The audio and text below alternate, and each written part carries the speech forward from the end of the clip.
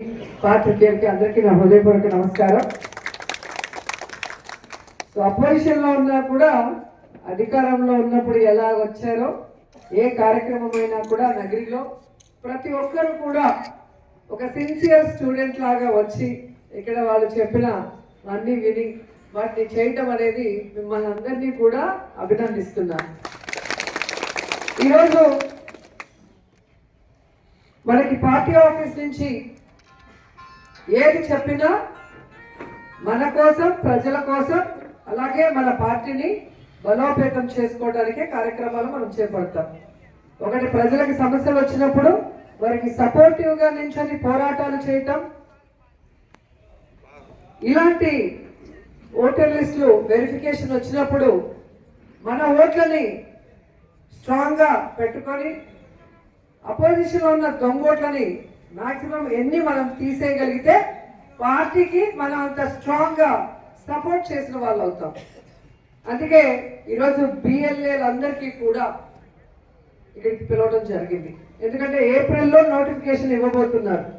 దాదాపుగా ఇప్పుడే పెద్దలు చెప్పారు కదా, 24 సంవత్సరాల తర్వాత ఈ ఓటర్స్ని మ్యాపింగ్ చేసే కార్యక్రమాన్ని తీసుకురావడం జరిగింది. కాబట్టి సో ఈ టైంలో ప్రతి ఒక్కరూ కూడా అప్రమత్తంగా ఉండాలి.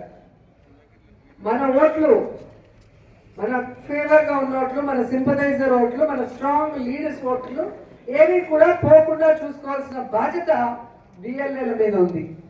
ఎందుకంటే అపోజిషన్ పార్టీ, మనం అపోజిషన్ అంటాం కానీ వాళ్ళు ఈరోజు అధికారంలో ఉన్నారు. టెక్నికల్గా వాళ్ళు అధికారంలో లేరు, ఈవీఎంలు మేనేజ్ చేసుకొని వచ్చారు. కాబట్టి ఈరోజు తెలుగుదేశం, జనసేన ఎమ్మెల్యేలు ఊర్లలోకి వస్తే వెనక నలుగురు కూడా ఉండట్లా. మనం నిజంగా గెలిచాం కాబట్టి ఈరోజు మనం ఒక గ్రామంకి వెళ్ళినా, ఒక వార్డుకి వెళ్ళినా నాయకులు కానీ ప్రజలు కానీ మనం అంటున్నారు. సో టెక్నికల్గా మనం అధికారంలో ఉన్నాం, వాళ్ళు అపోజిషన్లో ఉన్నారు. సో ఈరోజు నీకు చెప్పేది ఏంటంటే, ఈ రెడ్ బుక్ రాజ్యాంగంతో అఫీషియల్స్ అందరినీ భయభ్రాంతులు చేసుకొని వాళ్ళ గ్రిప్లో పెట్టుకున్నారు. కాబట్టి కూటమి నాయకులు పని చేయకపోయినా బిఎల్ఓలే కూటమి నాయకుల కార్యకర్తల్లాగా పనిచేసేస్తారు. కానీ వైఎస్ఆర్ కాంగ్రెస్ పార్టీకి మనమే సైనికులం, మనమే కుటుంబ సభ్యులం, మనమే బిఎల్ఏలు. సో మన ఓట్లని మనమే కాపాడుకోవాల్సిన బాధ్యత మన మీద ఉంది. ఇది రోజమ్మ ఎమ్మెల్యేగా నిలబడుతుంది, ఆమెకు ఉపయోగం, మాకేం ఉపయోగం అనుకోవద్దండి.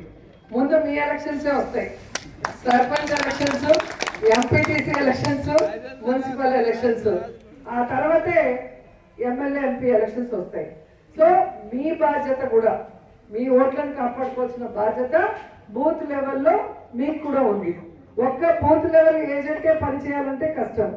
ఆల్రెడీ మనకు టాస్క్ ఫోర్స్ కమిటీని బూత్ లెవెల్లో ఏర్పాటు చేయమని జగన్మోహన్ రెడ్డి గారు ఆదేశించడం జరిగింది.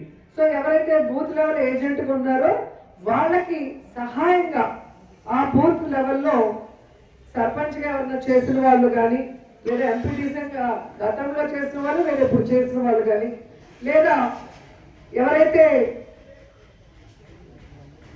క్షేత్రస్థాయిలో సీనియారిటీ ఉండి ఎన్ని ఇళ్ళు ఉన్నాయి, ఎవరెవరు ఓటర్స్ అనే అవగాహన ఉంటుంది, అలాంటి వాళ్ళని సహాయకంగా 2 లేదా 3 బిఎల్ఏకి సపోర్టివ్గా ఈ టాస్క్ ఫోర్స్ అనేది మనం తొందరగా రెడీ చేసి పంపించాలి.